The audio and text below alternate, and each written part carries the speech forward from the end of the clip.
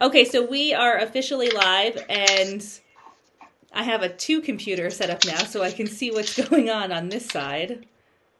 I can actually see us. All right, we actually are live. Hello, Hi. everyone. Hello. Uh, there's already comments, Michelle, about how amazing you are. People remember you from the first interview that we did a couple of weeks back in the first Clutter Boot Camp. So, everyone, welcome to Ask Jes. This is my weekly video podcast. And one question that I get all the time, over and over and over again, is how do I deal with the emotional side of clutter and the emotional clutter? Emotions and clutter are so tied together, they just go hand in hand. So, I have with me the amazing Michelle Beaulieu Amari. And Michelle is one of my original clutter bosses. I have worked with her for years now. And I am so excited to actually call you a clutter boss, Michelle. We didn't use the term clutter boss when we were working together, but we do now. I love it. So, Michelle, can you just introduce yourself and tell everyone a little bit about your journey with clutter and emotional clutter?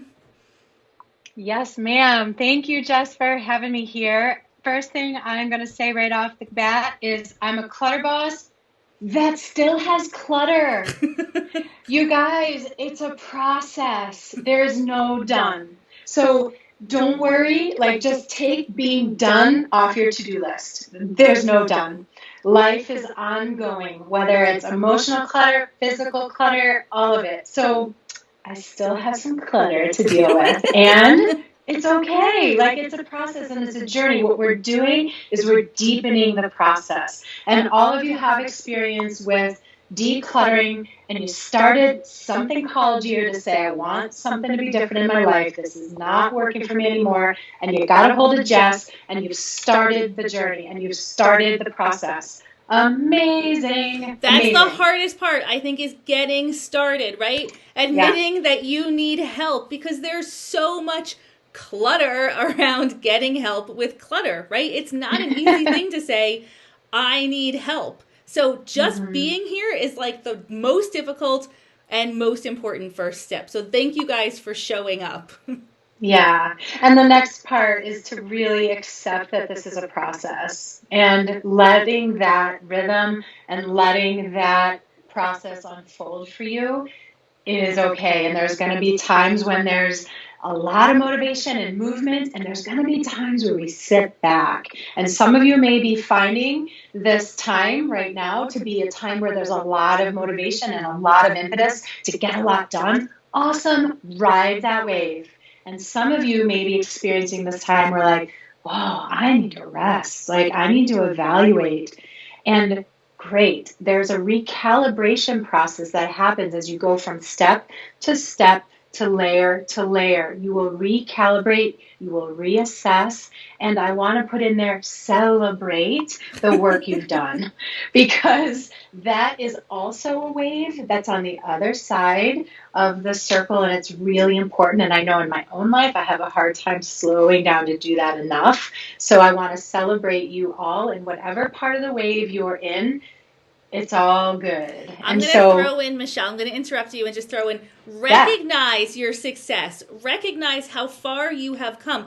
Even if you have not touched one bit of your physical clutter, if you are changing your mindset, which is what Michelle is going to talk about a little bit today, I think. I actually have no idea what Michelle's going to talk about, but I bet she's going to touch on this.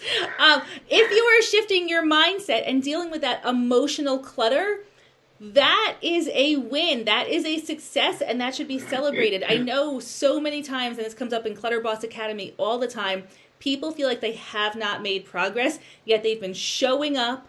They've been looking at the stuff in their house differently. They've been making different buying decisions or Yeah. even rethinking their buying decisions. So recognize your successes for what they are. Please, please, absolutely. That's huge. All of that is huge. And if you're here wanting to know about emotional clutter, then you've made tremendous progress, because most of us don't start at the emotional level, because why? It hurts a little bit. It's a little scary. There's anxiety, there's emotion, and most of us have a hard time understanding even what the heck that means or how to declutter it, how to make sense of it. How come when I go to move this certain thing off my counter, I want to cry? Or how come when I try to unload my dresser, I feel like anger and rage when I look at this particular item? They are linked. We have an emotional life. However, you may be noticing that some of what you're experiencing is from the past. Some of the emotion, some of the feelings that you're having around your items in your home as you're moving them, decluttering, those are linked to the past. So part of what I want to do today is help you start to declutter your emotional experience as you're decluttering your home, as you're living your life. So, you want to just go ahead and do that? Or do you want to add to it? All right, I'm going to throw this one other thing in there. Sure. Okay, Michelle knows this. I have a 100% cry rate when I work with my clients. So if you have not cried yet, you will cry, and that is a good thing. I don't want you to mess up my statistic. So let it out. Let it flow. Yeah, and just like the physical clutter in our homes, it's stacked up, right? It's layers on top of each other of various years, various life experience. So are our feelings. They are stacked up from life experience over time. And just like physical clutter, it's not your fault. We live in a culture that not only teaches us how to deal with all the things coming into our home, we live in a culture that doesn't teach us how to deal with all the emotional stimulus that we're getting constantly. And our nervous systems have a threshold. They have a cutoff point. Enough is enough, but it doesn't mean we aren't still getting it. It means it's getting pushed down necessarily, or we're using different methods to numb it out, to shut it out. And so that is just something that we've learned to adapt to over time because it's just a lot, and we haven't really necessarily been taught the way or the skills of how to process our emotions as they come into our body. How do they get out? So if we don't know how to get them out, and we don't know how to organize them, so to speak, right, then they're going to get cluttered up. It's just how it is, just like the physical clutter. It's almost an exact metaphor. All clutter. It's all clutter. It's all clutter. Yeah. So because I've worked with Jess for years, I know a lot of her principles, and I know some of the steps in the order and the process through which she takes you. So I'm going to refer to that so that you really know that this is a process that you are already doing. What we're doing now is just opening another layer to it, another level of awareness around what it is you're actually doing. Because if you are decluttering your home, you are actually knocking on the door of your emotional clutter, because they're linked.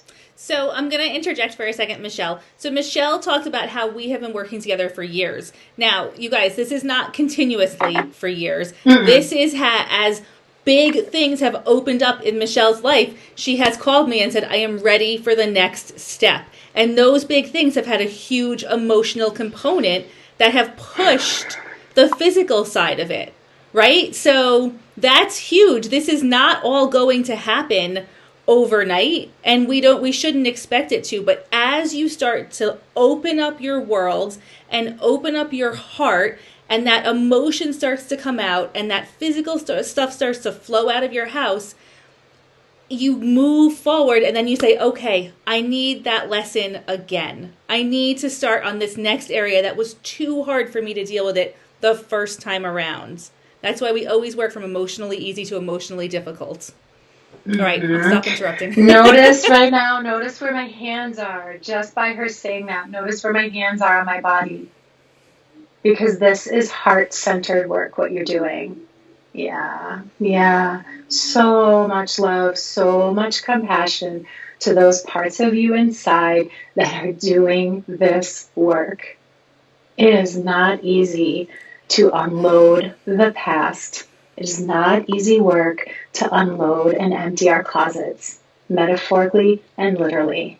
So Just take a moment to just like put your hands on your heart and be with that. So much compassion to you. Yeah. And the reason why we start with what's first is because that's what we can do.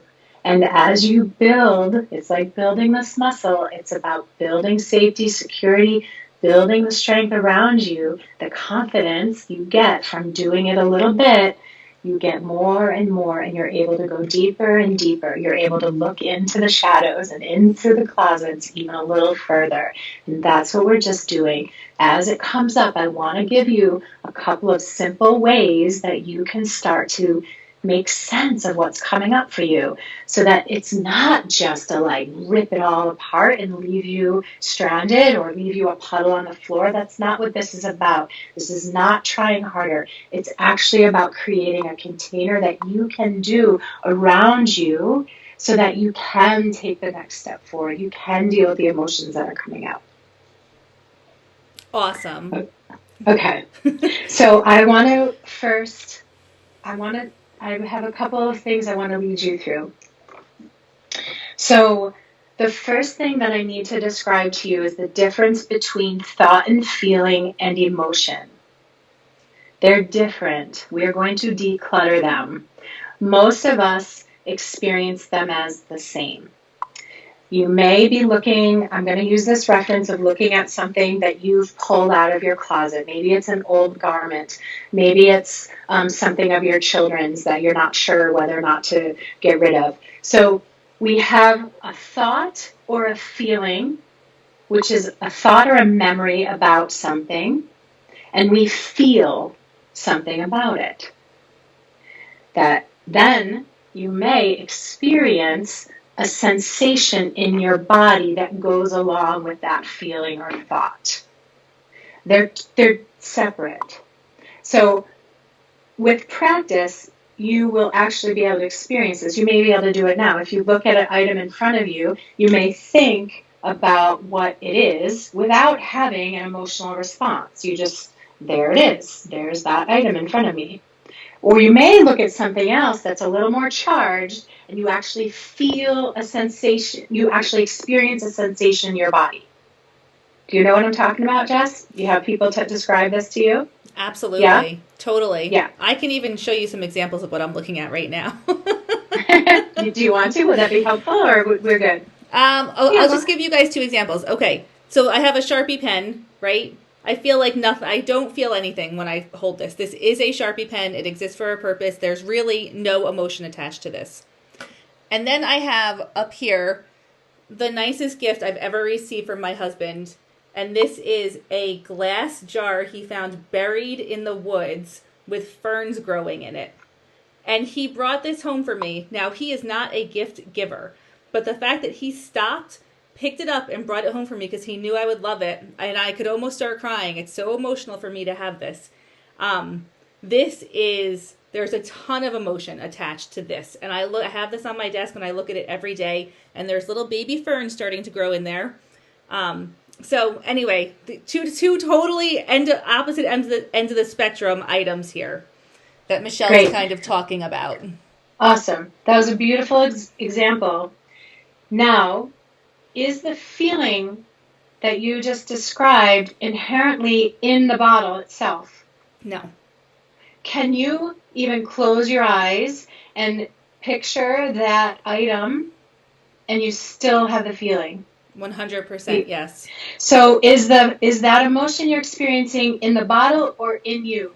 I actually, when I close my eyes and I don't have that in my hands, I can actually feel my husband's arms wrapped around me.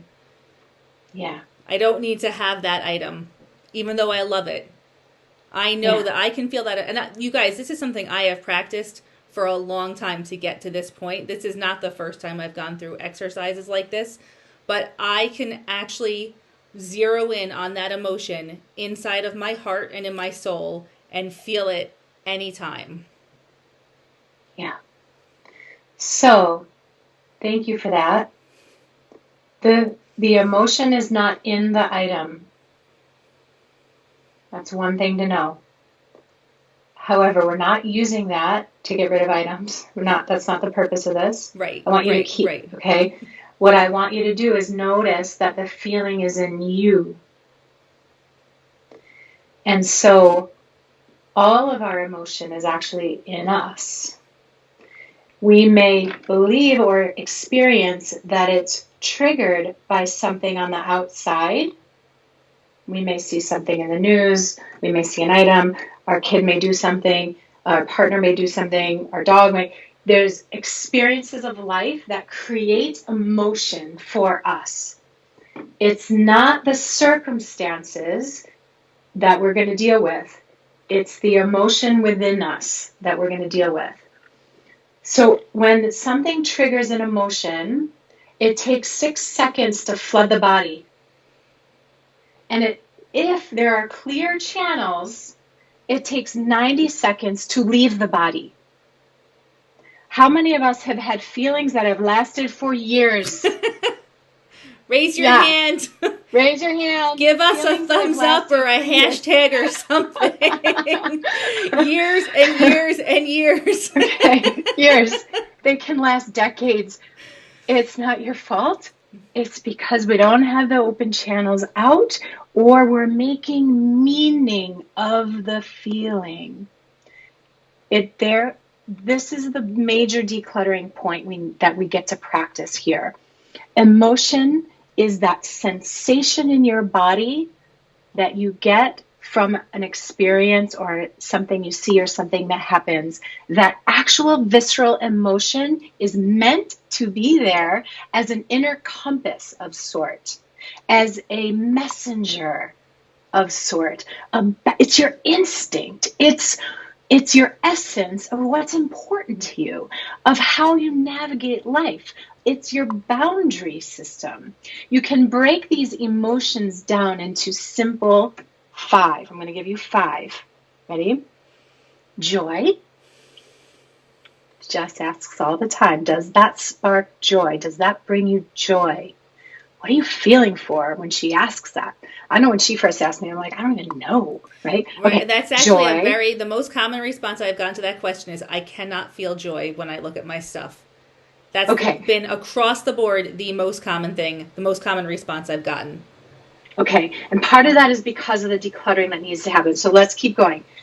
Joy, grief, fear, anger, and creative sexual energy. Some people have a hard time with the word sexual, so I'm also going to use the word creative. It is in our pelvic bowl, the energy in our pelvic bowl. It is our creative center. It is our sexual center. You can interchange those words based on your comfort.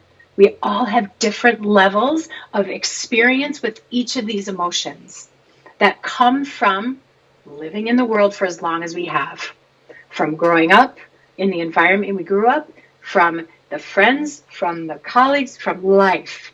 It's nobody's fault. It's just how we've learned to navigate the world.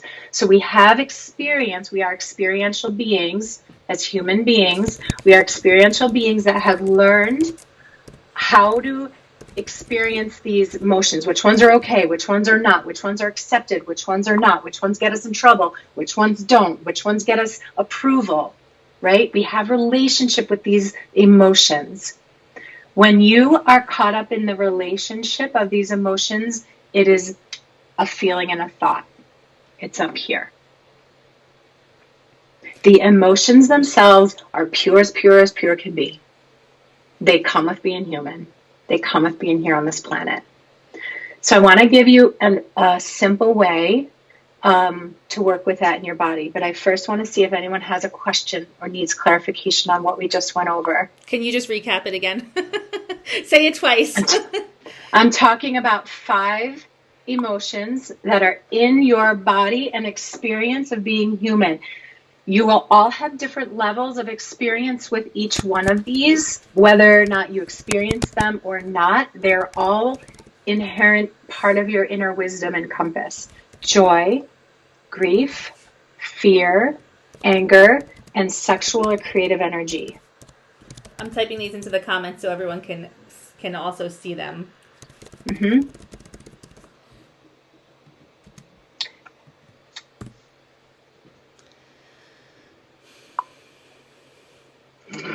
Just giving a pause here because emotion takes time. It takes space. I don't want to say time. I want to change that to space. What you're doing by decluttering your closet and your shelves and your drawers is you're creating space. Yeah? We're doing the same thing with our emotional beings. We're creating space to allow movement, vitality, amplitude. So I want to say, Michelle, listening to you just get to this point, I, in my body, am feeling exactly what you are saying right now, that I need space to process, right? Even just talking about emotion brings up for me the need to process the feelings that I'm feeling. And I wonder if Great. other people are experiencing the same thing. Yeah, probably so, Jess. Which is why we're talking about decluttering that. So the only way we need to amplify the experience of our emotion to know what we're dealing with. So if it is coming up for you, let's welcome it. Okay, we're just going to welcome it if you can. Let me take you through the process since it's probably happening for others. So first, let's identify and feel the energy in your body. Emotion is emotion. It's energy in motion. E-motion. Energy in motion. Do you notice there's no judgment? There's no explanation. It's energy moving in your body. Just like a bottle with ferns and a Sharpie are both items. They don't necessarily have a meaning on their own. Same thing with emotion. It's energy in your body. Okay, so let's just take a moment. If you are seated or in a place that you can have a closed eye experience, I'd like to draw your attention to your feet. Notice where your feet are on the ground. Feeling the carpet or the rug or the shoe or the slipper, whatever is on your foot, underneath your foot, noticing. And now I invite you to notice your breath.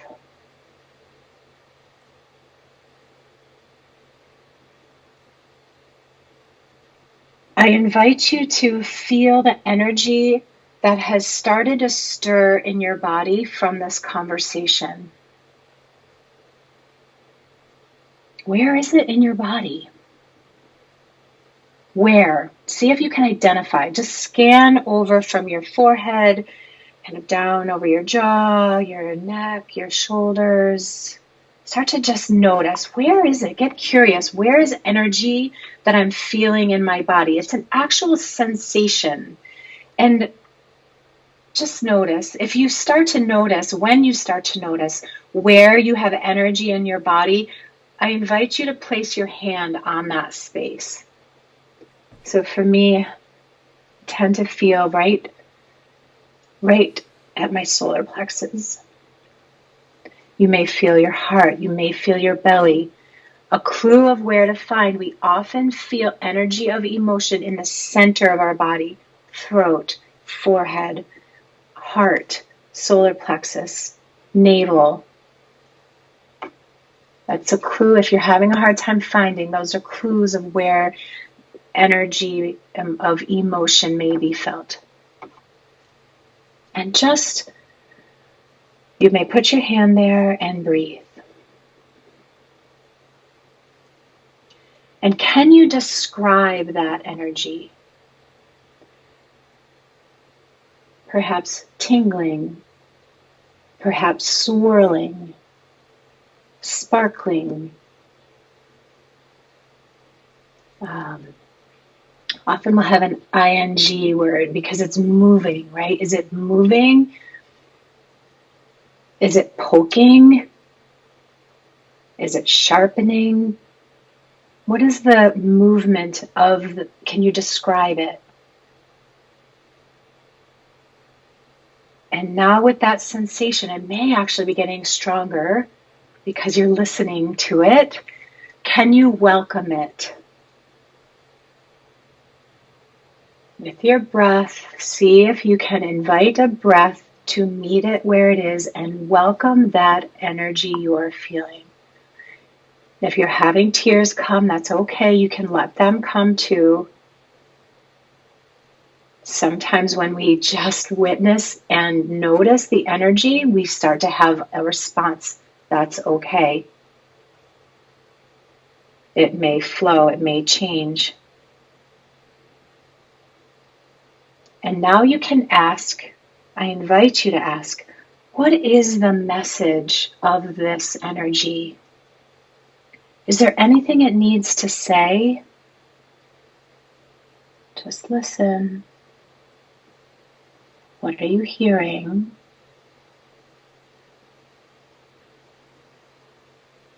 Is there anything it needs you to do? Just listen. Get curious. You may have gotten an answer, you may not have. It's okay. This is a process of learning a language. You can jot that down if you got an answer, or you can just hold it in your heart. These messages from this emotion has messages for you. It is a communication system within your body.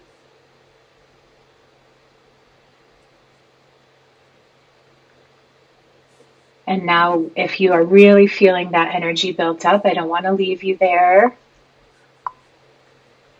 You may start to see a white light, like a light coming in from above. You may also start to feel it amplify from within your belly. And it starts to clear as it expands through your body. It starts to clear and move this energy. It starts to bring it all the way down, down, down towards your feet. You can, with your breath, imagine that energy right down through your feet into the ground.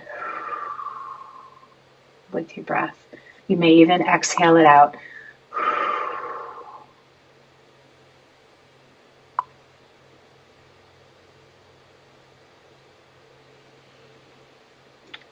And when you're ready, at just the right time, feel your feet on the ground.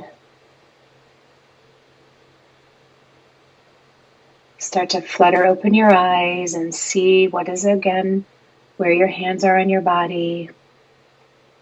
See where you are in the room. We're going to come back into conversation.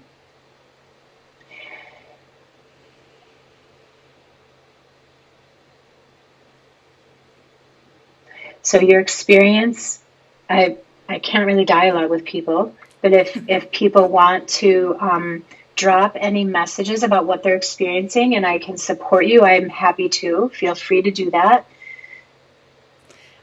So I do have some comments, Michelle, that I can read. Before we get into the comments, I want to share with you an interesting observation that I actually wrote it down because it came so strongly while we were doing this exercise. Good. What I have noticed with a lot of conversations I've had with my clients is that one benefit, you might say, and it might not be the right word, but one benefit to having clutter, a lot of physical clutter in your house, is that it protects you from feeling some of these emotions because we've never been taught how to deal with the emotions. So sometimes when we clear the clutter, I hear things like, you just ripped off a Band-Aid, or you stole my security blanket, or this feels very open and scary. And I think learning this process is really an incredible tool to help you clear your clutter because you don't need to protect yourself from feeling the emotion now that you know how to deal with it, or now that you're learning how to deal with it. So what we're protecting ourselves from is the thought and what the emotion means. The emotion themselves are not dangerous. It's the past experience with the emotions that have been dangerous. Does that make sense? So our job, our responsibility, I don't know if those words are too harsh, but because you guys are in your personal development, you are now on a precipice of learning how to re-parent yourself and relearn a new language. Remember that your emotional being is part of who you are. What you learned about it in the past is what is scary. So as the more we cultivate presence, we will also cultivate trust with ourselves and with being with our emotion. So that's what this process, now it doesn't have to be this drawn out thing. This was even a little bit more expanded because I wanted to go slow, and I'm wanting to be gentle around people maybe having feelings. But you can just do a quick check-in. Quick. I do this quick. You can be like, oh, what am I experiencing? Hand on my gut, hand on my heart. Breathe into it. Oh, it feels tingly. It feels tingly and warm. What does it have to say? And it might just be, keep going. Or it might just be an affirmation like, yes, you're doing a good job. It might just be a lift. It might not be like, oh my God, I have to do. No, it's these one small little things. Our bodies are just, we're waking up to a communication system within. Does that make sense, Jess? Yeah, totally. So here's a good question that came up. Jenny says, I feel still, which I never do. She said that in the middle when we were, feeling the swirling or whatever. So do you want to speak to that? Well, stillness is presence. So, great, amazing. Because, okay, go ahead. So actually, let me speak to that a little bit more. I'm just dropping into it. So Jenny also brings up a really important message, which is we have a built-in nervous system that we all have survival brains, right? We all know how to survive in this world. We've been doing it for X amount of years. Your body and your system are going to work with you. So that if that you've given time for an emotion to come and you find stillness, then that's what's here right now. This doesn't have to be dramatic. And there's, let's say, a built-in container around what you can experience or what you will experience. And we can trust that inner knowing that you're not going to catapult into a place that is very, very, perhaps very harsh. And if that is happening, then it's a good way to know that maybe you can reach out. You can reach out to me. You can reach out to other professional support people you have in your life if you need support going through this. None of us really do this alone. That it takes a community and support network around you to be able to really lean into these experiences. And that's why people like us are here to say, yes, we want to help you with that. Community crushes clutter. Say it over and over again. What is it? Community crushes clutter. It's my little tagline for our community. Love it. So Keely says, what if I participated wholeheartedly but didn't feel or sense anything like you described? Does that mean that I'm shut down emotionally? No. It means you don't have emotion in this moment. That's okay. We're on a call on live Facebook, right? Because we just planted a little seed, an opportunity that when you have emotion, you may have a new tool how to get curious about what it's telling you. Yeah. We all have emotional patterns. We all have habits of dealing with emotion, and a lot of us have squished them down. It's okay. That's how we've learned how to survive in the world. But for vitality, for decluttering, which is what you're all having that intention to do, this is a way when emotions start coming up and you start getting curious about what is going on in there, or you feel flooded with many emotions at once, This is a way to center and find a nice centering process to start to open up the dialogue with yourself.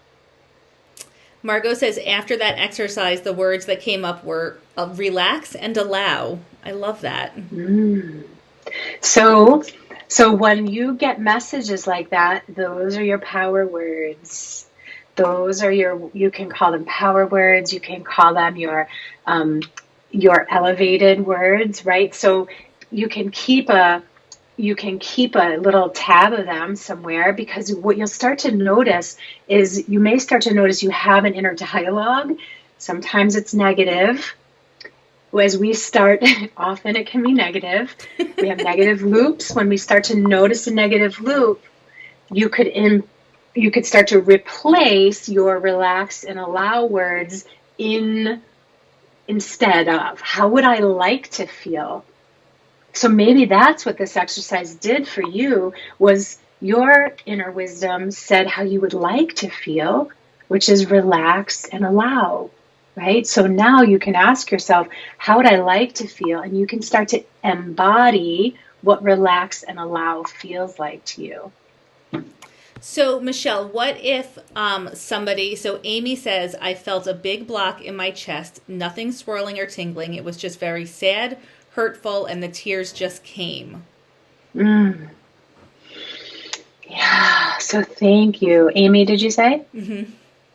So thank you, Amy, for that, for having the courage to really listen to that part of your body that is telling you and showing you something that needs attention and focus. And so that's all that is emotion that perhaps got cluttered right in that heart center.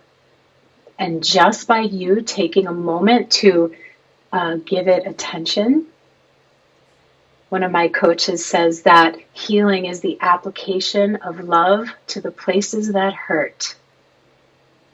I'm writing that down. Isn't that beautiful? So that's what you just did, Amy, is you applied love to a place that hurts.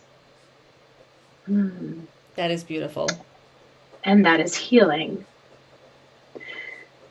So you can continue to give yourself that compassion and breathe into it and let yourself cry if you have that space, because that is just energy in motion. If you start to think about the emotion, it must mean I'm this, or I mean that, or I had this happen to me when I was a kid. That's the feeling and thought from the past. What we're wanting to do is just allow space for that emotion to come.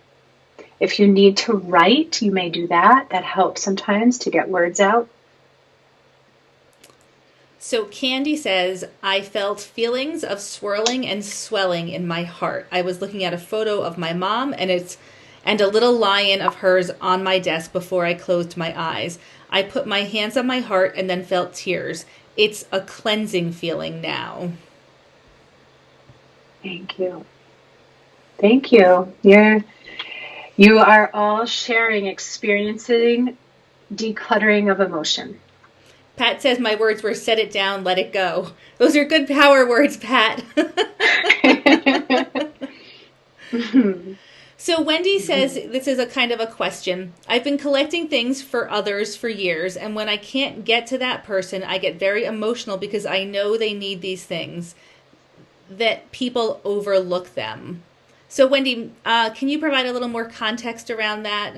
But you're collecting things for others for years, and when you can't get to that person, I get very emotional because I know they need these things.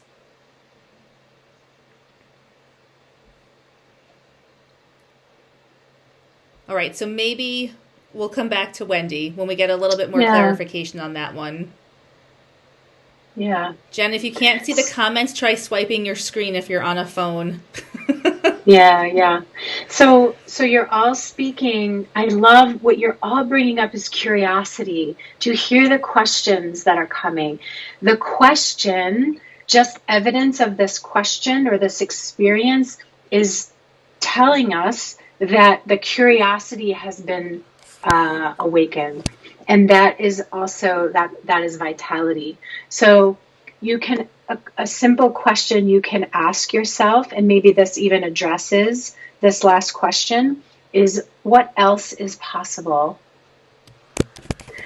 So you are having, I'm not sure who shared that last question, but if I'm addressing that last question, you could ask, you're having an experience that you can't get to certain people, and you're having emotion that is actually a feeling based on something you've decided, right? It's a feeling based on what you've decided needs to happen, and it's not happening.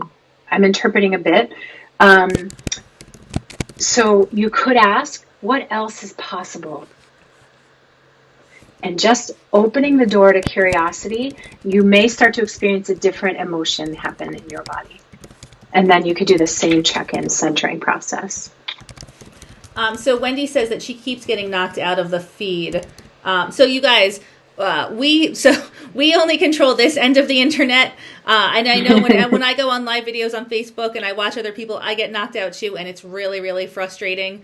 But yeah. It's totally out of our control. But all of this will be replayed, Yeah. But Wendy says. So I'm just asking Wendy to expound on her last comment, because it looks like Sure. She's back in here now. But that can be frustrating, and it's all part of the digital world. And it's frustrating, and it's also going to provide you with content to work around centering, right? So life experiences, right? She's getting a trigger that's frustrating. Amazing. She can use that, right? We can all use that. We all get little thorns in our side from life that give us content and opportunity to get to know our experience with the world and with ourselves in the world. So people ask me all the time, how are you so calm? How are you, right? It's because I've done this practice of separating myself and my internal experience with what's going on in the outside world, so that I know my own experience is mine to center with and to understand the messages of, and to declutter and get clarity on. So yes, this will be recorded, and also I'm available to you if we can talk about how to do that. If somebody is really intrigued by this process, this is called embodiment. This is this is one technique. There are many. So if this isn't quite resonating with you, that's okay. Just for the sake of the call, I wanted to streamline.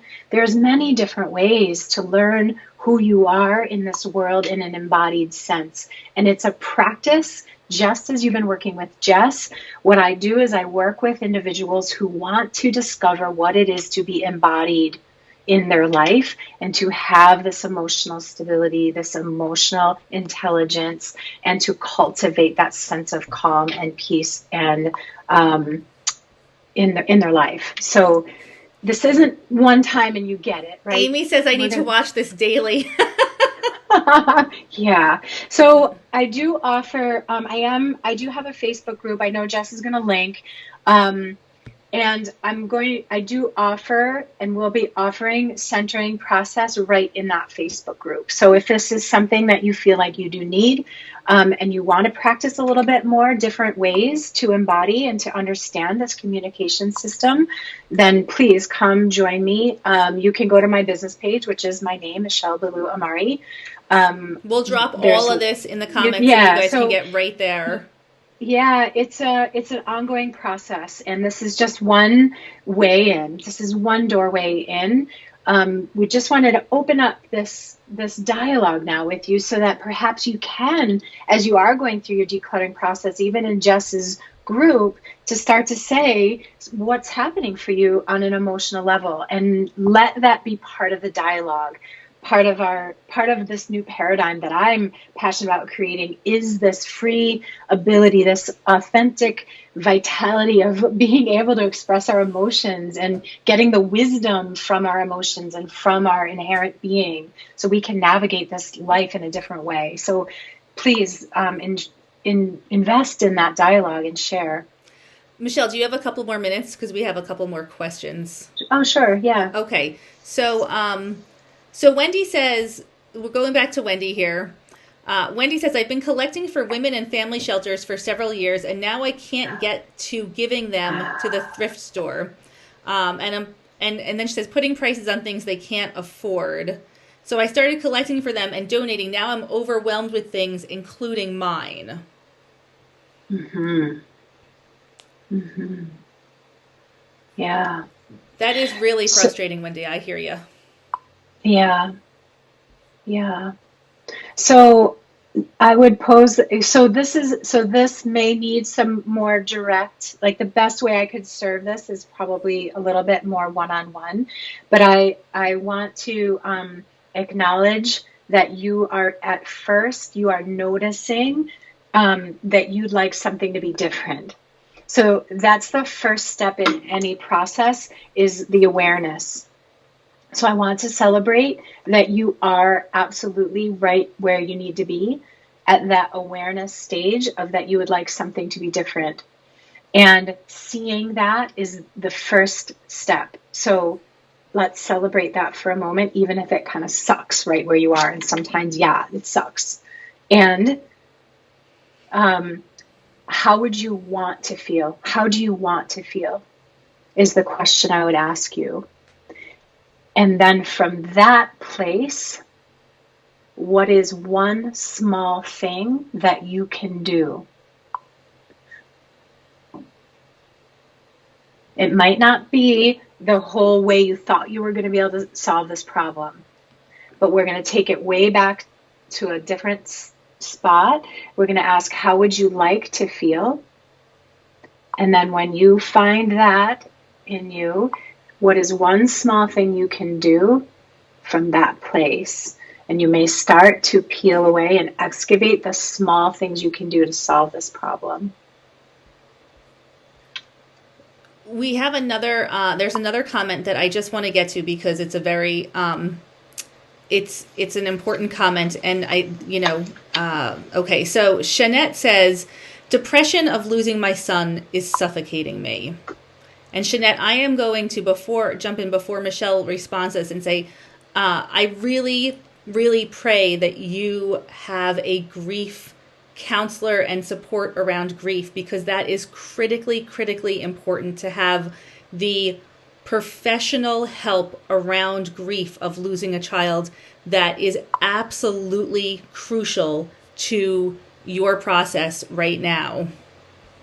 Yes. Yes. And I would say to you, thank you for being here. Thank you for allowing us to see you in your grief. And we hear you that it is suffocating. And we can just be here with you in that space and honor that's exactly where you are right now. And that, yes, like Jess said, I would reiterate that some level of support will likely be necessary for you and for many. In fact, lots of us have gone through and have experienced deep experiences that we need help processing. This is not a way to fix. This is a way to see you and to start a new dialogue with yourself. And so, we're holding you in that space. We're holding you. Shanette, I remember you from the first boot camp, and I just want to say that you have stayed in my heart and my thoughts, and I continue to send you so much love every single day. Yeah.